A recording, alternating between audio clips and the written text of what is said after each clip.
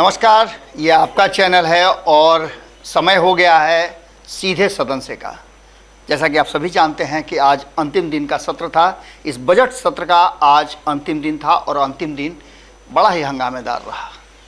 पूरी बातें हम बताने से पहले आपको बता दें कि एनडीए से बाहर हुए नीतीश ने 20 दिनों में ही वो काम कर दिया जिससे भाजपा को मार्शल आउट करना पड़ा।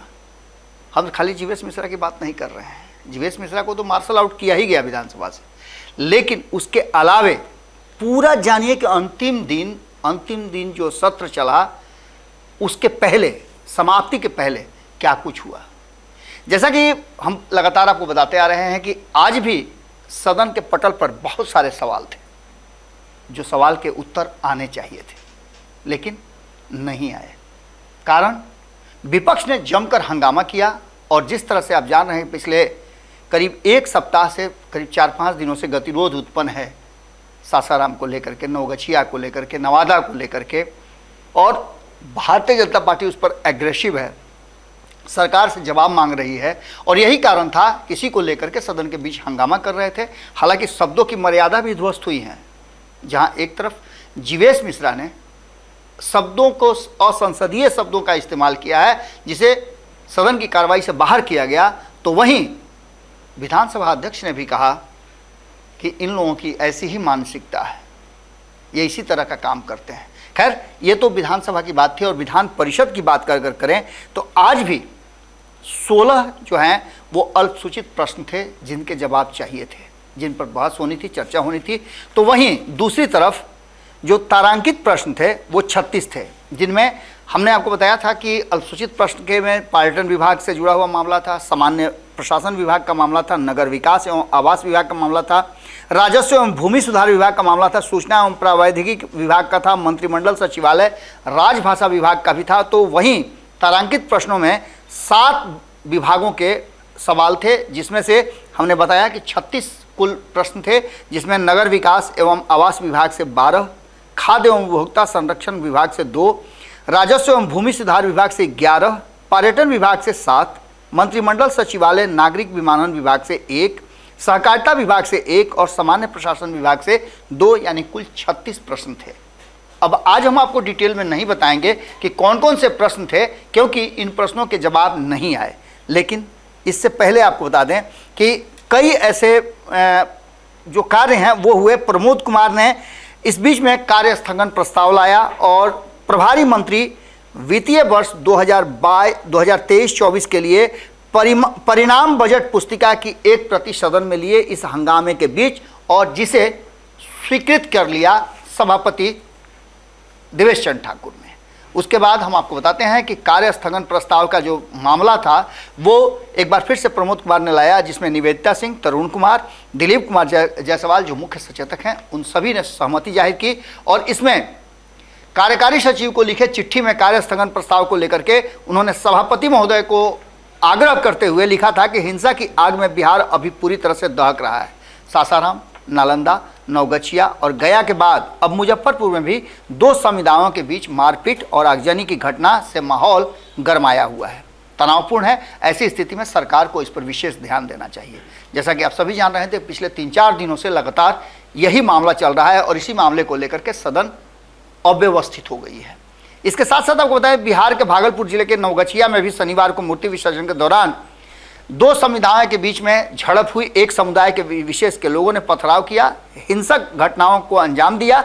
इसके जिस क्रम में एक महिला बुरी तरह से घायल हो गई, जैसा कि भारतीय जनता पार्टी का कहना है। और इसके साथ साथ सासाराम और बिहार शरीफ वाली मामले को लेकर के सरकार को घेरा जा रहा है। हमने आपको बताया था कि सम्राट चौधरी ने कल ही इस विषय पर स्पष्ट करते हुए कहा था, नाम तक बताए थे, जिसमें 2 लोगों की मृत्यु का बात उन्होंने कहा था, जिस सरकार के तरफ से मांगा गया था कि यदि आपके पास कोई जानकारी है तो आप बताएं।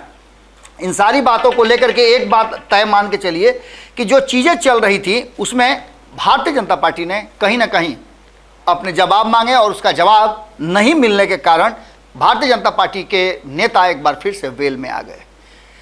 बिहार विधान परिषद की कार्यसूची को स्थगित करते हुए राज्य हित के विषय को सदन में चर्चा की मांग करते हुए एक बार फिर से सदन में जमकर हंगामा हुआ और इसके बाद सदन की कार्रवाई, जो बहुत सारे कार्य होने थे, विधायी कार्य होने थे, उन पर विराम लग गया। इसके बाद सभापति देवेश चंद्र ठाकुर ने जो इस सत्र के दौरान जिन लोगों की असामयिक निधन हो गई है उन लोगों को श्रद्धांजलि दी और श्रद्धांजलि के बाद जिसमें स्वर्गीय रंजीत सिंह, स्वर्गीय बुद्धन प्रसाद यादव, इसके साथ साथ स्वर्गीय रामायण माझी और स्वर्गीय नीरज कुमार जिनकी मृत्यु हुई है उन लोगों को श्रद्धांजलि दी गई। इसके साथ साथ और भी कई तरह की बातें सामने आई। इसके बाद से बिहार विधान परिषद ने जो कुछ भी हुआ 2003वें सत्र में उसकी विस्तृत जानकारी सभापति महोदय ने दी। सभापति महोदय जब इस बात की जानकारी दे रहे थे तो पूरा सदन भरा हुआ था। मुख्यमंत्री नीतीश कुमार भी मौजूद थे और विपक्ष के लगभग सभी नेता मौजूद थे। उन्होंने कहा कि 2003वें सत्र में का समापन हो रहा है। कुल 20 बैठकें इसमें आयोजित हुई। यही कारण है कि हमने बताया कि 20 बैठक में ही 20 दिन में ही पूरी तरह से नीतीश कुमार बदल गए हैं। इस सत्र के लिए कुल 1349 प्रश्नों की सूचनाएं प्राप्त हुई थी, जिनमें से 1195 प्रश्नों को स्वीकृत किया गया। कुल 331 प्रश्न उत्तरित हुए। वर्तमान सत्र में 721 लंबित प्रश्नों को आगामी सत्र में सदन की मेज पर रखने हेतु सरकार के अनुशंसा करता हूं, ये बातें कही गई थी। इसके साथ साथ इस सत्र के लिए ध्यानाकर्षण की कुल 218 सूचनाएं प्राप्त हुई थी, जिसमें से 111 ध्यानाकर्षण सूचनाएं सदन के कार्यक्रम पर लाए जाने के लिए स्वीकृत हुई, 78 सूचनाएं उत्तरित हुई, शेष 20 सूचनाएं व्यापगत हुई, 13 सूचनाएं प्रश्न एवं ध्यानाकर्षण समिति के विचारार्थ सुपुर्द किया गया। शून्यकाल की कुल 106 सूचनाएं प्राप्त हुई, जिसमें 102 सूचनाओं के माध्यम से सरकार का ध्यान आकृष्ट किया गया एवं 1 सूचना अस्वीकृत की गई, 22 सूचनाएं व्यापगत हुई। निवेदन ये किया गया कि कुल 167 सूचनाएं प्राप्त हुई है, जिसमें 164 सूचनाएं स्वीकृत हुई, 3 सूचनाएं अस्वीकृत हुई। सभी स्वीकृत 164 निवेदनों को सदन की सहमति से निवेदित समिति को सुपुर्द कर दिया गया है। इस सत्र में नेशनल ई विधान नेवा के माध्यम से माननीय सदस्यों द्वारा 1175 तारांकित प्रश्न एवं 216 अल्पसूचित प्रश्न दिए गए तथा इसके माध्यम से कुल 874 तारांकित प्रश्नों एवं अल्पसूचित प्रश्नों के उत्तर प्राप्त हुए। इसी तरह नेवा के माध्यम से 44 ध्यानाकर्षण सूचनाएं प्राप्त हुई, जबकि 88 ध्यानाकर्षण सूचनाओं के उत्तर प्राप्त हुए। इन सारी बातों को रखते हुए सभापति महोदय ने सबको धन्यवाद दिया। उन्होंने मुख्यमंत्री, उप मुख्यमंत्री, माननीय मंत्रीगण, माननीय उपसभापति, माननीय नेता विरोधी दल, माननीय मुख्य सचेतक, सत्तारूढ़ दल, विभिन्न दलों के माननीय नेता, बिहार विधान परिषद के माननीय सदस्यगण और इसके साथ साथ मीडिया के बंधुओं को भी धन्यवाद दिया। और इस बार वास्तव में विधान परिषद का जो सत्र चला वो बहुत ही बेहतर ढंग से चला, अगर 2-3 दिनों की बात छोड़ दे तो। इसके बाद उन्होंने पत्रकारों से भी मुलाकात की और उन्हें अलग से बधाई दी, अपने कक्ष में बुलाकर पत्रकारों से बातचीत किया और इस सत्र में बेहतर संवाद संकलन के लिए पत्रकारों को धन्यवाद दिया। पत्रकारों ने भी बेहतर संचालन के लिए उन्हें बधाई दी और आगे अनिश्चित काल के लिए सदन की कार्रवाई स्थगित कर दी गई है।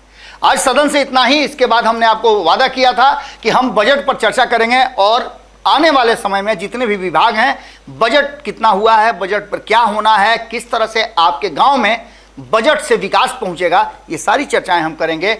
आज यही विराम लेते हैं। कल फिर से मुलाकात होगी, नई बात होगी और सदन से अभी जारी रहेगा।